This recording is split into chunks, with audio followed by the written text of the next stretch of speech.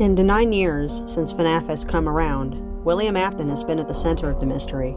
Many theories have spawned from his life of carnage and pain. But was he always like this? That's what I'm here to talk about. How do I start? Well, I'm not sure how many screws William had loose before the missing children's incident. Some people believe he always was truly bad, unapologetically evil. Others, such as myself, believe this to be true, but only after a series of tragedies turned this man into a monster. I'll be starting with FNAF 4 and sister locations, since I believe that is when we're introduced to the Afton family. Keep in mind that there will be spoilers ahead, and most of this is just theory and speculation, rather than solid fact. From a first glance, Afton seemed to have it all. 3 children, a cool job, a home, a nice car, and his best friend, Henry Emily. Together, this innovative engineer duo started a children's pizzeria chain in the late 70s to early 80s. While I know nothing about William's home life or what happened to Mrs. Afton, his parenting methods have always seemed questionable at best. For example, his way of communicating with his youngest son, the crying child, is through a walkie-talkie embedded in a Fredbear plush. Maybe that's his way of trying to cheer the kid up and help him overcome his fear of robots, but Michael's shenanigans don't seem to be helping much with this endeavor. His daughter Elizabeth, from what I can gather, is a spoiled brat. She's obviously the favorite and is doted upon by William. Unfortunately, she seems to be very disobedient and rebellious, which eventually leads to her demise. In 1983, William plans to have his son's birthday at Fredbear's family diner. He seems to want his child to move past his fears and perhaps develop a love for the machines his father created. It backfires horribly. Michael, with a few of his high school friends, constantly teased the crying child about his fears. On that fateful day, which happens to be his birthday, the crying child is bullied and seized by Michael and his friends. They say things like, "I think he wants to give Fredbear a kiss," and "what a baby." They shove the child's head into the animatronic's mouth and laugh over the boy's predicament, until Michael stops laughing after seeing what he has done to his little brother. What started out as a harmless joke to him has become an earth-shattering reality. We don't get to see what he does after the crying child's skull is broken, but if I could guess, he panics and alerts his father to what's happening. After William and Michael manage to free the crying child from Fredbear's blood-soaked jaws, they rush him to the hospital. The boy is unresponsive and in a coma, and so the first 5 nights of FNAF 4 takes place. The crying child has repeated nightmares of the very mascots he was so afraid of, albeit distorted and scarier versions from his point of view. Sadly, despite the hospital's best efforts, the crying child dies from his injuries. William is distraught, and he likely blames Michael for killing his little brother. At some point during this timeline, William and Henry have some sort of falling out, and the two become rivals rather than friends. As such, Afton creates a new location, a sister location in the form of Circus Baby's rental service. Here, Afton builds the Funtime animatronics. He separates himself from Fazbear Entertainment and creates his own line of machines, Afton Robotics. Angry at the world, William seems to toy with the idea of kidnapping children. Whether or not he planned on killing them later is unknown. He sternly warns Elizabeth and Michael to stay away from these robots. Elizabeth, however, doesn't understand why and flat out disobeys her father. As a result, she is lured and killed by Circus Baby. Having already lost 2 children in 1 year, William becomes angrier than ever. Michael Afton is recruited to work at the sister location, perhaps with the intention of extracting his sister's body from Circus Baby. This goes terribly wrong as well. The remaining iotas of Elizabeth's personality within Circus Baby, who is now an amalgamation called Ennard, doesn't stop the robot from murdering Michael and using his body as a disguise to escape her underground prison. Something strange happens, however. The other animatronics within Ennard kick Baby and Funtime Freddy out of Michael's body and into a nearby street gutter. It is unknown why they did this, but perhaps Baby was bossing them around unfairly, and they decided then and there to usurp her from her leadership. And Funtime Freddy probably just got in the way. Michael runs away from home. William is emotionally devastated and angry towards the world. His mental state is pretty much gone. He's lost his family, his best friend, and possibly his home with no means of income. And the first person he decides to take it all out on is Henry's daughter, Charlotte.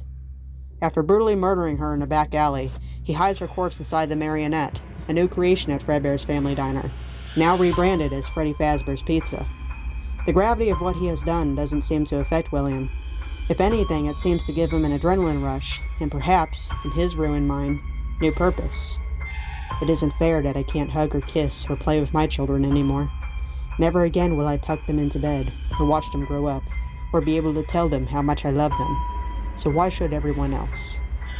And with that, William Afton dies, and the Purple Man is born. Cue the events of FNAF 2. Apart from the obvious drive-by stabbing William does in the Take Cake to the Children minigame, he seems to do a lot of his murdering behind the scenes. In Foxy Go Go Go, there are carcasses of children scattered across the party room. He almost seems to be directly sabotaging Henry's business in the process.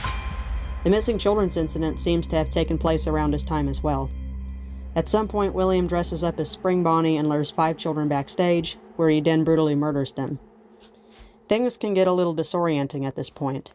Some people believe William hid the bodies in the animatronics to evade the police, but in the mini-games, it seems as though the marionette was the one who put the kids' bodies into the animatronic suits. In either case, unfortunately, the police were unable to locate their bodies as a result. They do bring a suspect into custody under child endangerment charges, but it is unknown if this suspect is William Afton himself or some guy who was there at the wrong place at the wrong time. The case turns cold and the killer is never found. Night guards are hired to keep an eye on the place, and the employer? A sap who works for William Afton. This works for a little while, until Phone Guy is killed by the vengeful animatronics. Eventually, the pizzeria is unable to stay open any longer due to the controversy and lack of customers. It is shut down.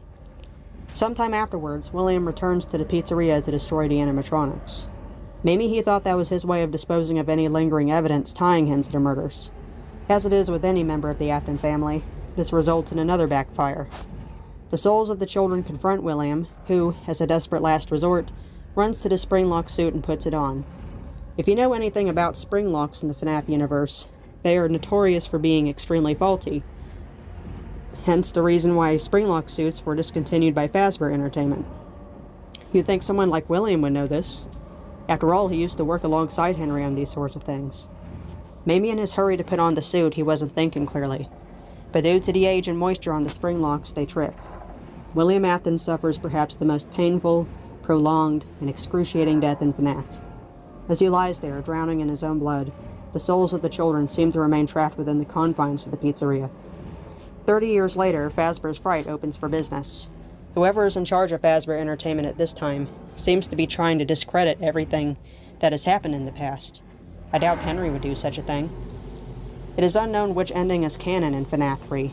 Depending upon the choices of the player, the souls of the children find closure and go free, or Fazbear's Fright burns to the ground and Afton escapes. The latter sounds canon to me, though I'd like to believe that the souls found closure anyway. Many years later, a new Fazbear restaurant opens up. Under the management of Michael Afton, who is now entered, he is told by Henry to make sure everyone is in one place. Michael salvages Molten Freddy, Scrap Baby, which is his sister Elizabeth, Lefty, who is a robot created by William to capture the marionette, and Scrap Trap, his father William. This was all part of Henry's plan to trap them there and free the souls once and for all. Cue Henry's speech in FNAF 6. He acknowledges Baby's true identity. I'm sorry to interrupt you, Elizabeth. If you still even remember that name. As well as confirming that his daughter is the marionette. My daughter, if you can hear me, I knew you would return as well. It's in your nature to protect the innocent. I'm sorry that on that day, the day you were shut out and left to die, no one was there to lift you up into their arms, the way you lifted others into yours. And then, what became of you? I should have known you wouldn't be content to disappear. Not my daughter. I couldn't save you then, so let me save you now. It's time to rest, for you, and for those you have carried in your arms. This ends, for all of us. And to you monsters trapped in the corridors, be still, and give up your spirits. They don't belong to you. For most of you, I believe there is peace, and perhaps more, waiting for you after the smoke clears. Then he turns to Scrap Trap and says, Although for one of you, the darkest pit of hell has opened to swallow you whole, so don't keep the devil waiting, friend. After telling his daughter he's here to save everyone, and ordering the monsters in the corridors to free their souls, Henry and Michael burn to death alongside all of the animatronics inside the pizzeria. When the smoke clears and Afton regains consciousness, his worst nightmare has come true. Enter Ultimate Custom Night. Here, with no real ending in sight, Afton is forced to spend infinite nights in hell, fighting against 50 animatronics who talk about the one he shouldn't have killed. Perhaps this is a reference to Cassidy, the one possessing Golden Freddy, who never truly found peace or closure, and is here with William to punish him for his sins. In a further attempt to cover up and rebrand, the new bosses of Fazbear Entertainment send some circuit boards to Silver Parasol Games to poke fun and pretend a way to pass through a game collection. Little did we know, as we were out there looking for the killer and surviving the animatronics, a greater threat loomed among us. Enter the Mimic. This machine has been watching Afton for some time, and as its name suggests, it is programmed to mimic things it learns about. This malicious AI decides that since William failed, it'll become the next Afton, a better Afton. Assuming the roles of Glitchtrap and Tiger Rock, it infects the inhabitants of the Pizzaplex, along with Vanessa, former beta tester of Silver Parasol Games and newly recruited night guard of them all. Not only that, but the Mimic takes control of the Fazbear Funtime service as well, sending homicidal animatronics out of its assembly line. The whole point of the Mimic was to be a red herring to us FNAF fans. We initially thought Afton had come back, as he always does, but it seems as though William Afton hasn't left hell, and I'm not sure if he ever will now that a new villain has taken his spot. So for now, concludes the life and defeat of William Afton. Thanks so much for listening. This is Miss Whimsy, signing out.